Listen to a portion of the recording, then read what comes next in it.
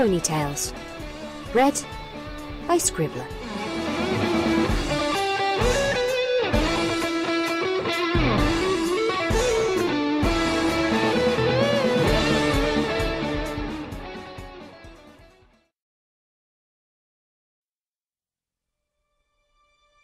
A Twilight Dinner Date by Fimbulvinter. Princess Luna. Her return from banishment and subsequent reformation from the Mare of Darkness, the Nightmare Moon, sent a vast array of ripples throughout Equestrian society. Not only did it return rule back to the traditional diarchy that it was always meant to be, Luna's return also brought about the reappearance of a few other creatures, many thought to be nothing more than sheer legend. Foremost among these returned creatures were the Bat Ponies, hybrid of Pegasus and Bat. They had long been considered extinct for centuries following Nightmare Moon's banishment. Within weeks of Luna's return, that belief was proven wrong, when 2 Bat Ponies appeared in Canterlot, announcing that a colony still lived, and that they desired nothing more than to serve the Princess of the Moon, just as their ancestors did. Luna had instantly taken them up on their offer, recruiting them as handmaidens, manservants, and her personal night guard. The entire colony was shifted en masse to a disused wing of the royal palace. Reintegration back into mainstream equestrian society had been a slow process. Many ponies believed they were evil and would steal their foals from their beds. The Bat Ponies took the assertions in stride, caring only for what their princess thought. Over months, verging on years, trust began to form, though little was still known about the mysterious ponies of the night. When news came that one was coming to live in Ponyville, it was little more than a curiosity at best for the majority of the town. They had seen them before as Luna's honor guard on Nightmare Night, after all. For one lavender unicorn bookworm, however, it was the chance of a lifetime to research and study an entirely new species of pony, and was something she wouldn't pass up for the world.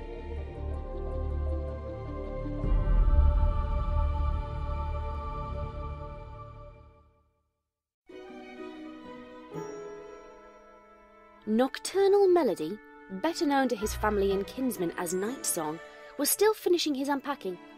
He had only arrived in town a day or so before, and he had managed to work his way through a gauntlet of bureaucratic pleasantries from the appointed mayor of the town welcoming him to stay, a minty unicorn who had seemed fascinated by his wings and ears until the cream mare she had been travelling with gave her a solid whack on the back of her head with a hoof, and, most bizarrely, a pink earth pony who appeared out of nowhere, fired off a cannon filled with cake batter and confetti, yelled, "Welcome!" and then vanished just as quickly. The batter had only clipped him on the shoulder, but a donkey walking behind him had taken the full force of the blast. That last one had shaken him up a little, and it had taken him longer than he thought to find his new house. Now that he had found it, he was hoping to be able to settle into his new role as guardian of the Everfree quickly and quietly. The forest was a source of unstable magic, and the creatures that lived in it tended towards being large, foul-tempered, and hostile to anything that wasn't them. Ponyville had been attacked several times by such creatures, timberwolves, ursas, and a hydra to name a few, with confirmed sightings of manticore and a crocodile. While the town had done an admirable job of looking after itself, Luna had expressed a wish that one of her envoys be on hoof in case of disaster. Nightsong had been selected to go, and he was proud that the princess had chosen him for such an honour. A soft but insistent knock at the door caught Nightsong off guard. Normally, he could hear the hoofsteps of an approaching pony well before they got to the door, but he had been so focused on his unpacking that he had missed out entirely. Lightly grumbling to himself, he soared down from the second story of his home and came to a graceful stop just in front of the door. Despite the house being quite dark, heavy cloth drapes covered almost all of the windows. He had no trouble navigating the clutter of empty and half-unpacked boxes. Like all members of his species, he had excellent night vision, though it did make travelling during the day a little blinding. Pulling the door open, he saw a young unicorn mare standing on the doorway, hoof out, ready to knock again. Nightsong recognised her at once. Every one of his kind knew of Twilight's sparkle. She was the redeemer of their lord and mistress, and all owed her a debt of gratitude. Twilight looked a little bit shy and hesitant, as if she wasn't sure she should be there or not. Instead, Nightsong bowed his head to her, bending his knees as if he was bowing to royalty, which he may as well have been. Twilight was only 1 degree removed from Celestia and Luna. Surface to her was surface to them. Twilight looked confused at the display. The bow lasted for a few more seconds before the pony got up and took a step back, allowing her the space to enter into his house. Please, enter and be welcome, Twilight Sparkle. To what do I owe this honor? Nightsong asked, shutting the door as Twilight walked inside. How do you know who I am? I never told you my name, Mr. What is your name? Nightsong gave her a second bow. All Thestrals know of you, Miss Sparkle. You are the one who freed Princess Luna from enslavement, and we honor you for it. I am Nocturnal Melody, though you may call me Nightsong if you wish. Now, how can I help you? Nightsong's answer left Twilight with more questions than before. Still, that was exactly why she had come here, to ask questions. The thought of being so close to an actual first-hand source of information on Bat Ponies was intoxicating. So many questions, all wanted to be asked at once. She was just about to launch into one of her many prepared lists when she remembered that she hadn't actually asked if she could interview him yet. Oh, right. Well, you see, Nightsong, I know you've just moved in and must be very busy getting yourself set up, but I was wondering if you could spare some time to tell me about yourself and Bat Pony culture in general? Being so isolated, you must have developed some fascinating traditions that vary from our own. Thestral, Nightsong said. Twilight blinked, not quite understanding what he meant. We prefer the term Thestral to Bat Pony. Bat Pony has so many negative connotations, we would ask that you not use that term if you can, Nightsong said in explanation. Twilight quickly levitated out a scroll and her quill. Not even one question in, and she already had an entirely new piece of information to research. She could almost picture the blissful hours she could spend searching through her library for any mention of the term Thestral. Before she could ask another question, however, Nightsong held up a hoof. I would be honored to tell you of our culture and of our long-standing traditions guarding Equestria from the night. I only have one condition. With the information she sought so close, Twilight was on her tip hooves, leaning forward. Whatever this condition was, she would accept it if it meant getting to learn more about these new ponies. Nightsong gave her a quick smile. You let me take you out to dinner first. How's tomorrow night sound? Twilight's mind froze for a second, and she spaced out. Was all she could say. Of all the possible things Nightsong could have asked her, asking her out to dinner was probably in the bottom 3, right before deposing Celestia and cheating on a test. Despite having been living in Ponyville for several years now, she couldn't actually lay claim to ever having been taken out to dinner by a stallion. It had seemed a detriment to useful study time, but here was the object of her scientific interest offering to do just that. Sure, I guess. I suppose that will give me some more time to come up with questions to ask you. Quickly, she retreated back into the comfortable embrace of academia, observed the situation with clinical dispassion. Great. Nightsong was enthused. I'm happy to answer questions for you, but I'm not doing it on an empty stomach, and I want to try some of the local cuisine. Now, without wanting to sound rude, I do have a lot of unpacking to take care of. Oh, of course you do. Twilight backed up quickly. I'm sorry for taking up so much of your time. I guess I'll see you again tomorrow. Nightsong showed Twilight to the door, opening it for her. You are always welcome here, Miss Sparkle. Or, he added, with a second glance back at his cluttered house, the contents clearly lit from the open doorway. You will be once I'm fully moved in. With the light coming in from outside, Twilight got her first good look at Nightsong. His coat was a very dark grey, almost blue, while his wings and mane were a solid brown. The only trace of bright colouring came from his eyes, an almost luminescent teal. Nightsong was squinting slightly in the light, but he didn't show any other signs of discomfort. Twilight nodded once to Nightsong and exchanged a goodbye wave of her hoof.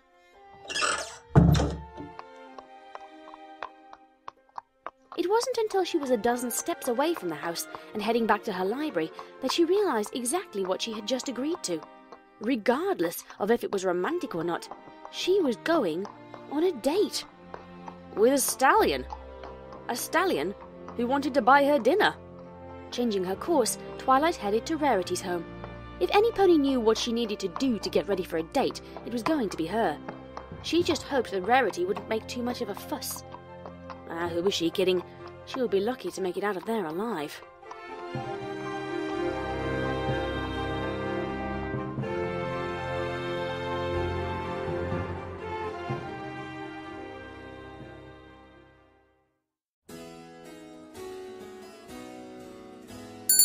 The next day, Nightsong walked through the main door of the Prancing Filly, Ponyville's most highly regarded restaurant. On the way over, he had garnered more than a few stares from foals and a couple from older ponies, but no pony had really made him feel uncomfortable. His read on the town was one of quiet acceptance. So long as he knuckled down and worked hard, a place would be made for him in the town's social fabric. The restaurant was open and mostly empty, though this was hardly surprising as the morning rush would have just finished and ponies would be heading off to whatever they called a job. The interior was done up in tasteful pastel colours with a thick carpet covering the floor.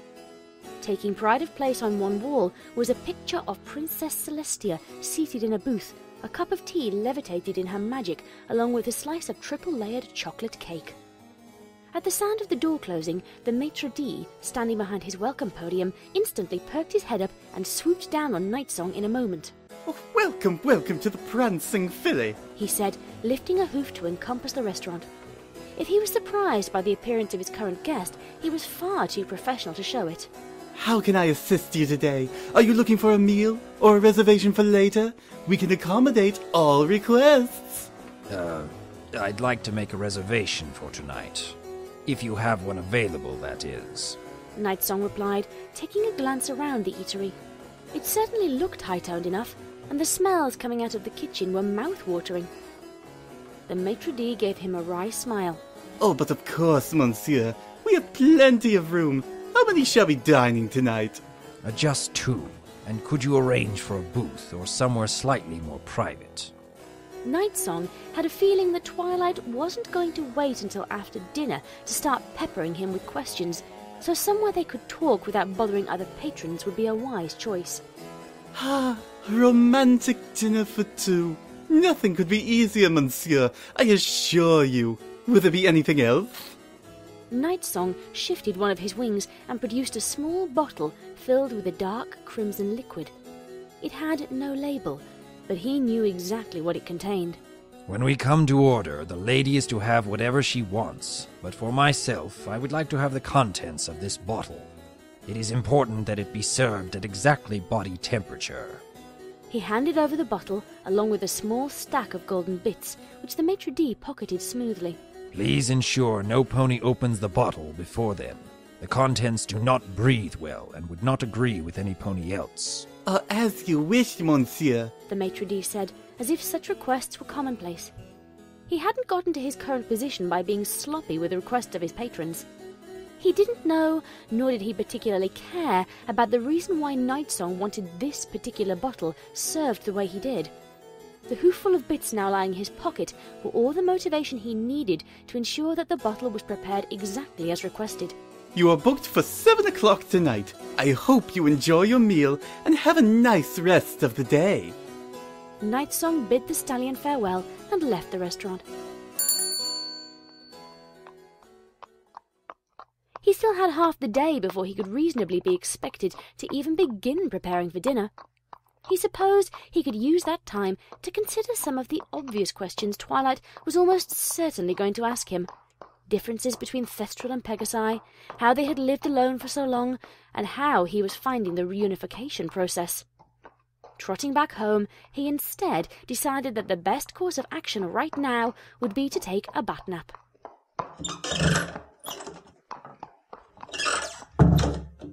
After checking that all the windows were closed, Nightsong flapped his way upstairs to his bedroom. Like the rest of the house, the room was poorly lit by the standards of any other pony, having no windows and being lit by a single candle. But he could easily find his way through the few boxes still needing to be unpacked. His bed was quite hard, but he liked it that way. Blowing out the candle, Nightsong plunged the room into near total darkness. The darkness was a comforting blanket. It was the natural element for a Thestral, and one that Nightsong wholly owned as his own. If there ever was something that went bump in the night, it would have likely been a Thestral. Grinning to himself, Nightsong drifted away to sleep, thinking about the coming night. A good meal and a chance to please the mare who had restored his mistress. Along with it being a full moon out, it was shaping up to be a wonderful night.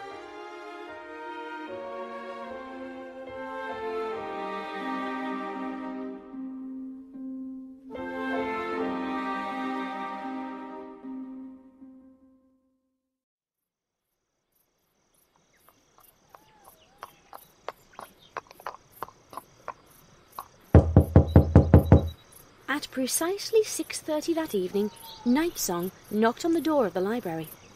It had occurred to him that he didn't actually know where Twilight lived, but several ponies had been happy to point out to him the combination of treehouse and library.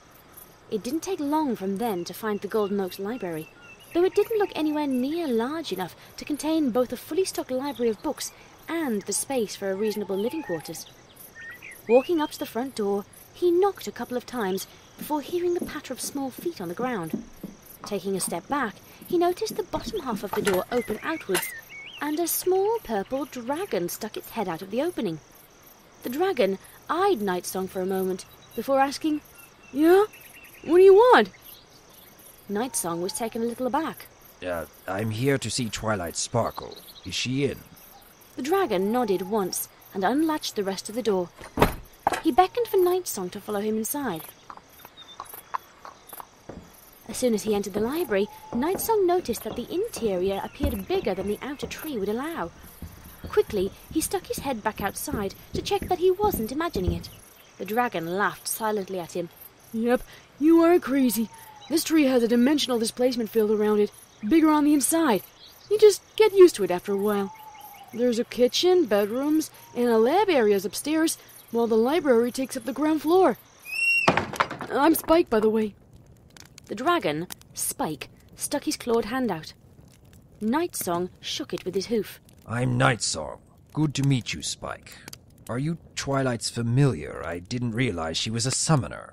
Spike shook his head. "No, I'm her assistant. I help her write reports and organize the library. Keep her out of trouble when I can.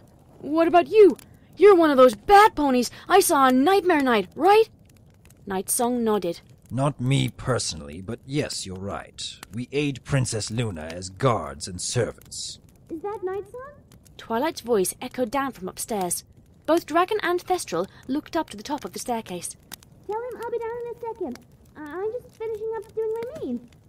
Spike gestured for Nightsong to take a spot on the couch. Nightsong did so, taking a good look around the library. A small wooden bust of an unknown pony took up much of the centerpiece. Nightsong wasn't sure if he liked it or not when he heard hoofsteps on the stairs. Looking up, he felt his jaw drop. Twilight looked stunning, clearly having spent a long time preparing herself for this dinner. Her coat and mane were sleek and shiny and moved with a bounce he hadn't expected. A pair of amethyst earrings set in yellow gold dangled from the bottom of her ears, with a matching necklace clasped around her throat. The jewellery complemented her natural coat and eye colour, and it was clear that some pony had spent a great deal of time making sure everything matched. Perhaps the most surprising was that Twilight had a set of expensive-looking hoof shoes on her front hooves. She looked refined and far more presentable than he did. For his part, Nightsong was dressed in a short-sleeved black silk shirt with a couple of frills on the collar. His mane had been styled back with nothing more than water and a little effort. It wasn't that he looked bad, but compared to Twilight, it was clear he hadn't taken the time to clean up to the same degree that she had. You look amazing, Miss Sparkle, he said, getting up off the couch. "Please, call me Twilight. Miss Sparkle sounds a little formal. I'd like to have a comfortable experience for both of us. No pressure or expectations." All right then, Twilight, Nightsong said, a little hesitantly.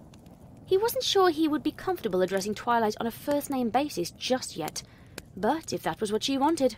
Now, shall we get going? I have a table booked for 7. "That would be lovely. Spike?" Twilight said, turning to her assistant. "Don't wait up for me. Remember you agreed to help Fluttershy look after Scribbler while her parents are out of town, and I don't need you falling asleep on the job again." "When has that ever happened, except for that one time?" Spike said, putting his hands on his hips in a poor effort to look stern. It might have worked if he didn't only come up to Twilight's stomach. "It happened yesterday, remember? You were meant to be recording my analysis on advanced applications of trigonometry as a means to recalculate—" Twilight. Nightsong could see Twilight was going to go on for a while. Dinner isn't going to wait for calculus. Twilight broke out of her mathematical tunnel vision and blinked at him a couple of times. "Of course, you're right. And it was trigonometry, not calculus. Doesn't any pony respect the branches of mathematics anymore?" Nightsong wasn't in the mood to put up a fight, so he just smiled blankly and nodded a couple of times before leading Twilight towards the door.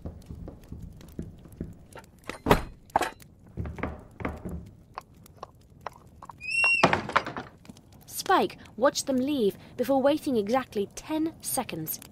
When Twilight failed to reappear and the walls of the library didn't come crashing down around him, he rushed upstairs towards his room, flipped over his basket to reveal the latest issue of the Daring Do and Ne'er-Do-Well crossover comic and a handful of rose quartz crystals, the latter being the dragon equal of junk food.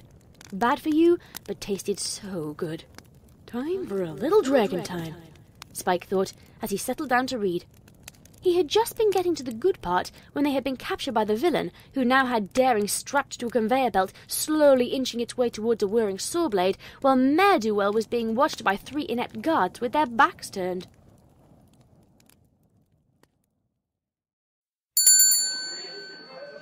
Nightsong pushed open the doors to the restaurant and held them open as a true gentle pony would. Tonight was going to go exactly by the book. Nothing less would do. The restaurant looked mostly the same as it had earlier in the day. There were a few more patrons seated at tables, and the place was lit by candles or by a few magical bulbs, rather than from light coming in through the windows. The same maitre d' was manning the reception area, and he quickly waved them both over, smiling genially. "Ah, welcome back, monsieur. And might I say that the madam looks ravishing tonight." He gave a courteous nod to Twilight, who blushed slightly at the compliment. "A booth is ready and waiting for you, if you would follow me." The maitre d' led them over to a secluded booth over on the far side of the restaurant. Nightsong noticed that while the place wasn't exactly crowded with ponies, there was a definite ring of empty space around their booth. He hoped that it was just a result of the host following his request for a little privacy, and not that he was hoping to keep them out of sight. Nightsong hadn't detected any dislike from the maitre d', but it would be hard to tell under all that stage acting. Nonetheless, they both took a seat without incident and grabbed the preferred menus. Nightsong barely glanced at the menu. He would be having whatever Twilight had. He had never been particularly picky with his food, and so long as the staff had followed his instructions regarding the preparation of his bottle of drink, he couldn't care less about the actual meal. The maitre d' left them to return to the reception area and greet the next set of arrivals. He was replaced a few seconds later by an equally formal-looking unicorn waiter dressed in a sharp suit and bow tie emblazoned with the logo of the restaurant. Twilight looked over the menu, carefully considering the potential benefits to nutrition of each dish when balanced against taste and cost. Many of the dishes sounded like they would be delicious, and from the sound of it, Nightsong was willing and expecting to play a generous host. She knew that if rarity was here in her place, she would have chosen the most expensive item on the menu simply on principle. While there were several very tempting meals on offer, she eventually decided to go with one of the simpler items. "I'll have the stir-fried vegetables with noodles, please," she said, just about to hand the menu over, when she spotted something else further down the page, closeted away in a section of the menu marked as Unicorns Only. "Ooh, and can I get a small bowl of the larva mush?" "Absolutely, madam," the waiter responded smoothly. He levitated her menu away, saying, "An excellent choice. I can assure you we only use the freshest proposed raised larvae. You won't be disappointed." He turned his attention to Nightsong, who was looking a little confused. "And further, sir?" Oh, I'll have the stir-fried vegetables as well. Thanks. But not the mush. "I wouldn't expect you to have the larval mush, sir. Very few outside of the unicorn tribe find it to their tastes," the waiter replied dryly. "I will inform the kitchen of your orders at once. Would you care for any drinks in the meantime?" Twilight picked up the drinks menu, lingering over the selections of alcoholic and non-alcoholic beverages. "Do you have any of the 78 port left? I remember it was supposed to be a very good year." A superb year, madam, but I'm afraid we have run out of that particular vintage. Can I recommend an 83 Vinho de Porto as an almost as fine selection? The waiter sounded almost apologetic that he wasn't able to give Twilight exactly what she wanted. "No matter," Twilight said cheerfully. "I'll have a glass of the 83 then." The waiter turned to face Nightsong again. And for you, sir, I'm pleased to inform you that the bottle you provided us with this morning has been prepared in accordance with your request. Would you like me to fetch it for you? Nightsong nodded once and handed his menu over for collection. The waiter took both and turned around to pass their orders over to the kitchen. Nightsong noticed that Twilight looked a little puzzled with him. Is something wrong, Twilight? "You brought in a bottle of wine yourself? That seems a little strange. Is there something wrong with the wines here?" Oh no, nothing wrong with the wine as far as I know. It's more that I just have a very particular taste in wine, so I prefer to bring it along myself. Make sure that there is something suitable available. Ask me about it again after dinner. I wouldn't want to put you off your meal with further details." "Oh, okay." Twilight sounded a little disappointed, but she didn't press on with any more questions just then. She could wait until after they had eaten to ask again. "And what about you? Ordering mashed up larva as a side dish? You do know that you're eating beetles, right?" Nightsong steered the conversation away from his drink choice to the odd item Twilight had ordered. "Of course I know that," Twilight said, a little too quickly. "I've eaten it plenty of times before." "Why?" Nightsong asked. Do they taste that good? Twilight tapped her horn with a hoof. "It's all about magic, you see. Unicorn magic requires energy, which is drained out from an internal magic reserve. In order to replenish that reserve, a unicorn has to burn a large amount of calories. The greater the drain, the more calories must be consumed. It's one of the reasons you tend not to see all that many unicorn athletes. Our bodies are simply not as well geared for it as earth ponies or pegasi. Long ago, well before the unification of the three tribes, unicorns used to eat meat. Rodents and birds mostly, but occasionally larger game if times got hard. Meat has a very high protein level and made for an excellent food source to power complex spells. How else do you think they could perform magic it now takes a goddess to do?" Twilight had shifted into full lecture mode, eager to give Nightsong a full rundown of unicorn history and politics. Before he could answer her question, she continued, "Nowadays, though, since hunting animals for meat is considered barbaric and we have a far more stable food supply, many unicorns have shied away from the practice. Only traditionalists or those who use high-level spells, such as myself, still engage in the practice. Beetle larvae are very high in protein, while having almost nil fat count. I occasionally try to raise my own grubs, but mostly I have it imported from Canterlot. It doesn't taste too bad once you get used to it, and they really are an excellent source of energy for when I need to cast a difficult spell properly." Twilight had to pause for a moment as the waiter had returned with her drinks. A 3/4 full glass of port for her, and the unlabelled bottle and an empty glass for Nightsong. Here you are, madam. An 83 as you requested. Your meal shouldn't be long. Please don't hesitate to ask if you require further assistance. Nightsong nodded, and the waiter left them alone. Twilight levitated up her glass of port and swirled it around, taking in the nose before giving it a sip. Nightsong poured himself a glass from his own bottle, noting with satisfaction that it was indeed warm to the touch. Clearly his instructions had been followed to the letter, a solid mark in this restaurant's favour. Twilight took another large sip of her port, smacking her lips as she swallowed and put the glass back down. Nightsong watched her with interest before draining about half of his glass, swallowing the crimson liquid with relish. He put the drink back down and looked at Twilight's glass. Didn't expect you to be drinking that. I had pegged as... "As what?" Twilight interrupted, a little indignant. "You think just because I'm well-read that I don't like to have a little drink every now and then? I'm a fully grown mare. I can drink what I want, and I like port. Princess Celestia has a glass after each day, and she sometimes lets me have a sip if I've been a good student." Twilight froze for a second as she realized what she had just said. "Don't tell my parents. They'd kill me if they knew I'd been drinking when I was meant to be studying." Your secret is safe with me, Nightsong assured her, picking up his drink again. "And what about yours? What kind of wine is that? I don't see a label on the bottle," Twilight asked. "Can I try it?" Nightsong put the glass back down. I don't think you would like it. This only looks like red wine, but it is something entirely different. Twilight was about to retort when he was saved by the waiter bringing them their food. 2 steaming bowls of vegetables and noodles were placed before them, with Twilight taking a small plate of what looked like a slightly off-white mush. Nightsong got one whiff of it and decided that he was fine not trying it. With one final compliment from the waiter on their fine choice, they both tucked into their food, and Nightsong had to admit it tasted good. Twilight clearly had good taste. They both worked their ways through the meal, systematically devouring the well-prepared food and their respective drinks. About halfway through, Twilight ordered a second glass of port, which the waiter was only too happy to provide. Nightsong finished off just about all of his drink, leaving only a few drops left before excusing himself to use the restroom. Twilight nodded absently at his comment and turned her attention to the lava mush she kept off to the side.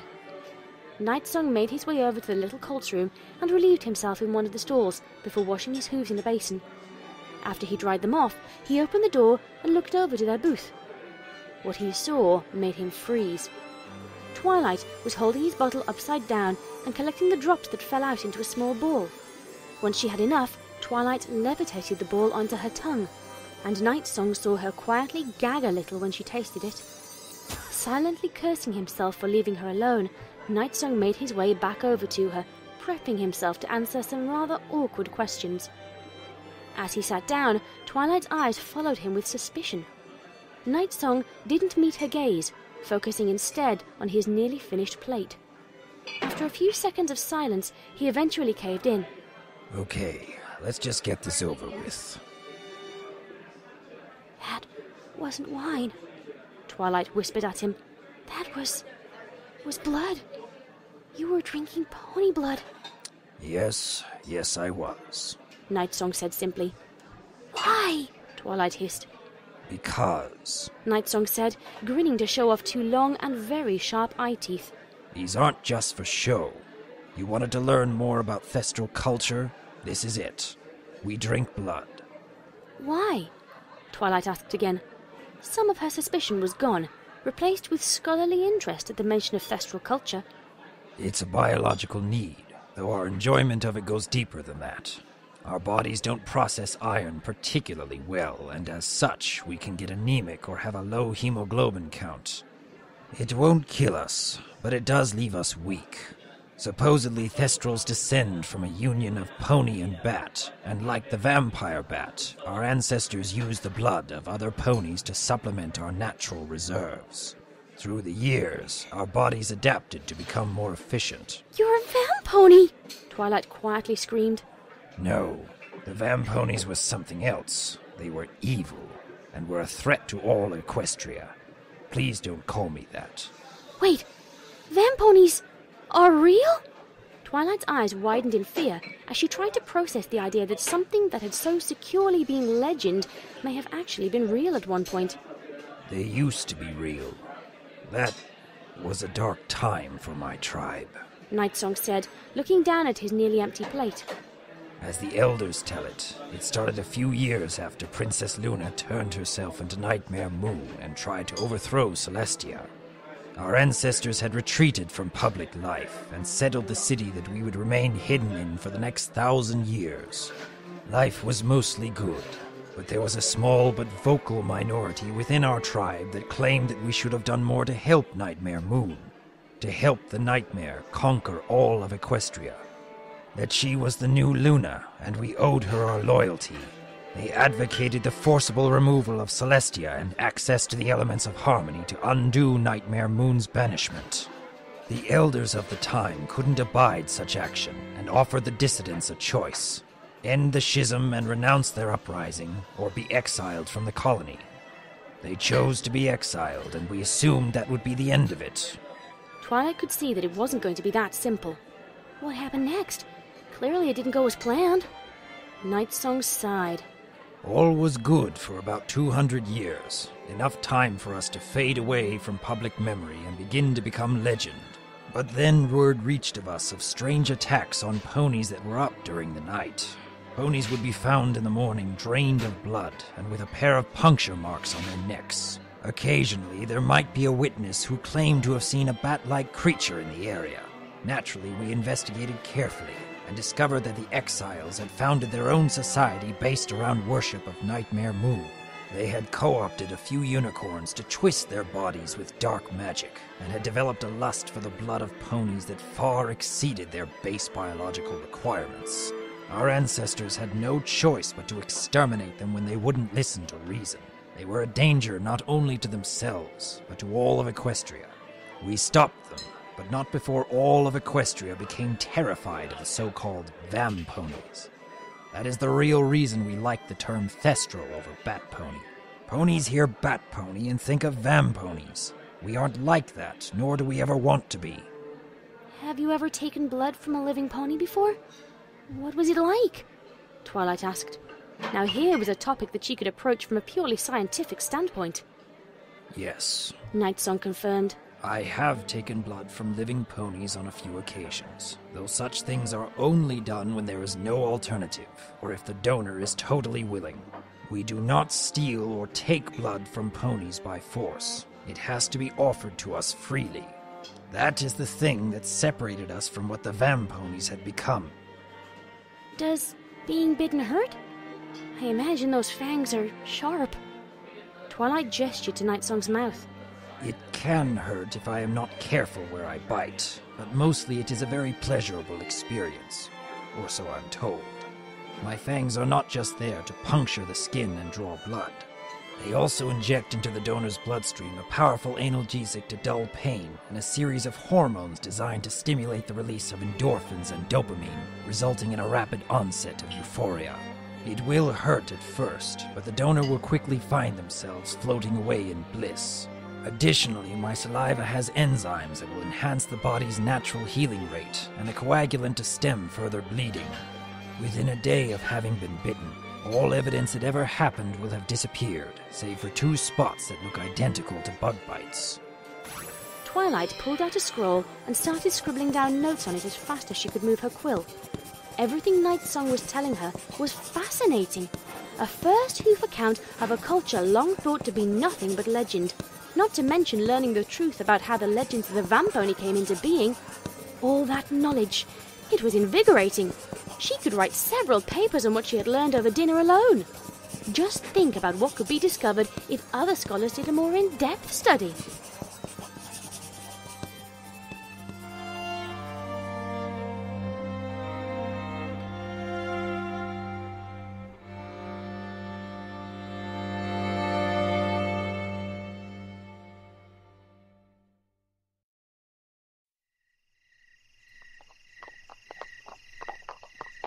Dinner eventually had to come to a close. They had both finished off their meals, and the waiters had cleared away the plates and glasses.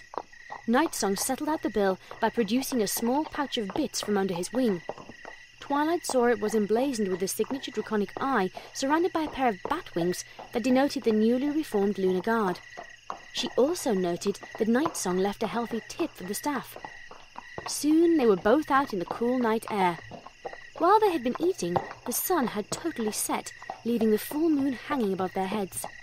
Twilight noticed that Nightsong seemed more comfortable out in the night than he had been during the twilight hours earlier. "Would you care to come back to my house for some coffee?" she asked. Nightsong had taken care of everything so far. It seemed only fair that she offer something towards the night. And, truth be told, there were a few more things she wanted to ask him. One especially needed them to be somewhere private.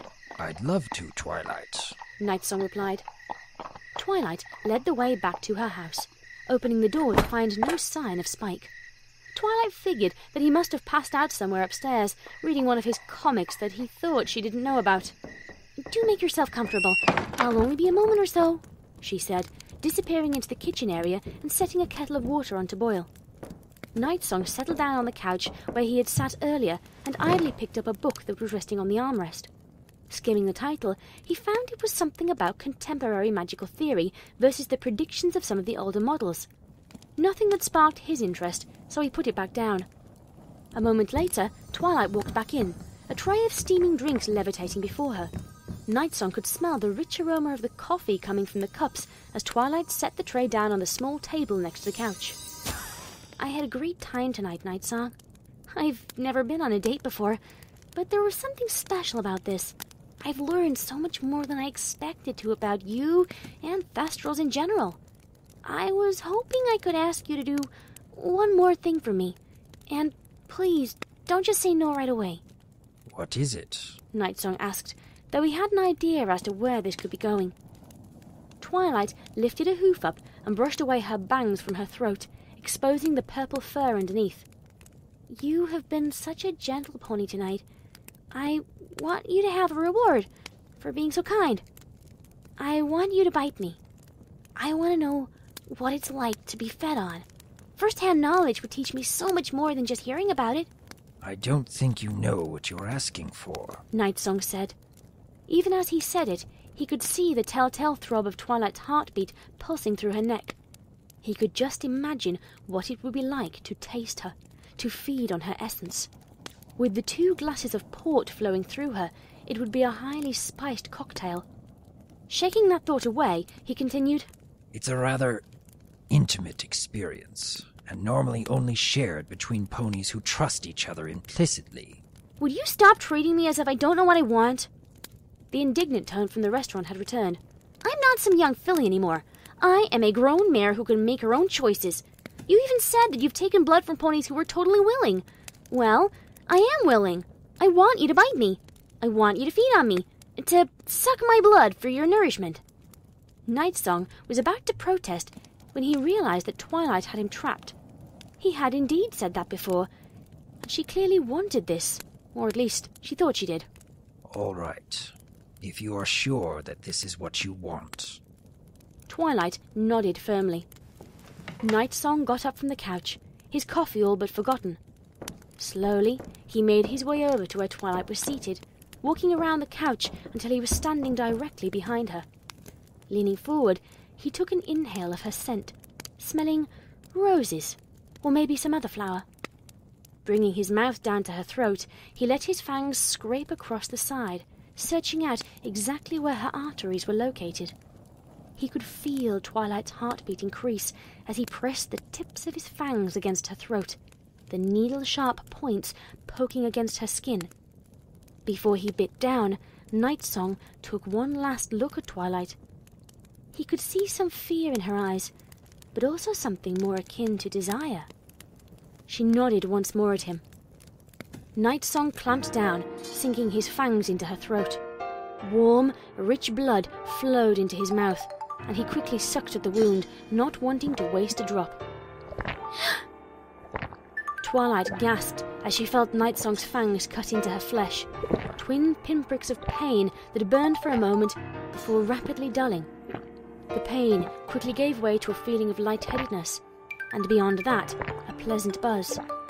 Warm feelings of wafting through clouds, or long nights beside an open fireplace embraced her. Soon, all her senses were numbed, and Twilight simply existed. There was no up, no down, right or wrong. There was simply Twilight, and this feeling. The feeling consumed her whole, and after what could have been seconds, or could have been hours, Twilight felt no more, sinking away into inky, comforting black.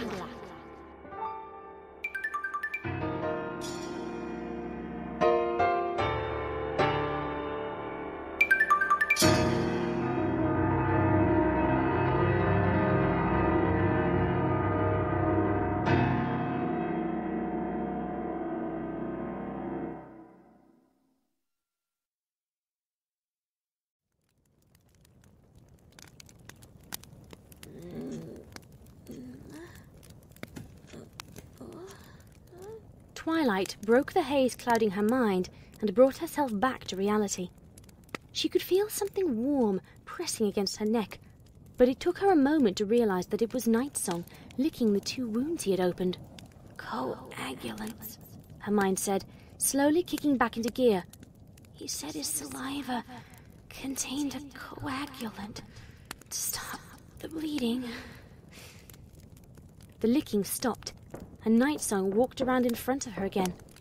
Twilight saw that his lips and teeth were now stained a deep crimson, covered with her blood, she realized.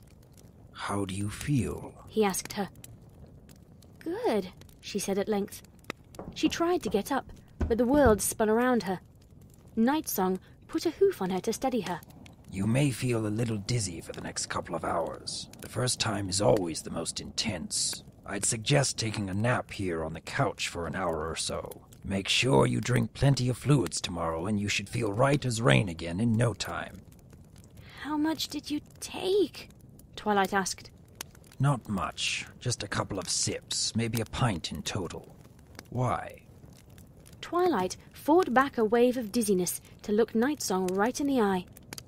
How often do you need to feed? About every 2 weeks. How would you like to have a regular donor? Nightsong smiled at her. Only if you let me take you out to dinner again. Twilight laughed.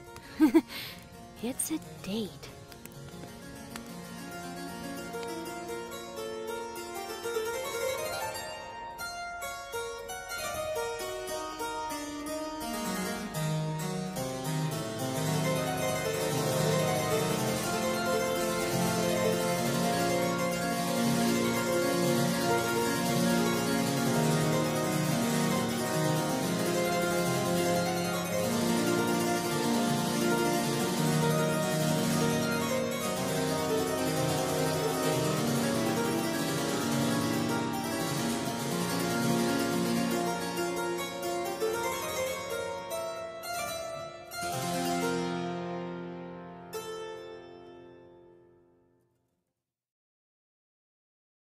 That was A Twilight Dinner Date. It was written by Fimbulvinter and read by Scribbler with special guest voice actors Dr. Wolf, Goombasa, and JT Pony. Okay, thank you for listening. I'm not entirely sure what to add at the end of this. For the sharp-head amongst you, I am once again in the room with the ticking clock. Oh, I hate this room. I'm also on a different laptop than usual, so I'm not sure how good this end blurb recording is going to come out. So if there's any heinous extra bits of white noise, I apologise. Okay, updates for things this week. Goombasa, whom you heard here, recently did a comic dub and asked me to be in that, so I'm going to leave the link to that in the description below, where I was very happy because I got to play an evil rarity. JT Pony's live stream to help Pounce and Soundspeed and raise some money for them is going to happen tomorrow, so Thursday, 4 p.m. Eastern Standard Time, I think. There is a video about this, please do not quote me on this. It's 4 p.m. at some point in America tomorrow. So please tune in for that, because all donations to Pounce and Soundspeed greatly received. The album for Pounce continues apace, as do the t-shirts. The mock-up designs have been submitted and we should be moving that along shortly. I'm trying desperately to think. I'm fairly certain there was something else I wanted to say. And being in a different room and with the dog asleep at my feet, I've got no way of going upstairs to check my notes and things. So, if there was anything else really important, I will be posting another fic hopefully this weekend. I'm about to start work on quite a large fic project, so wish me luck on that one.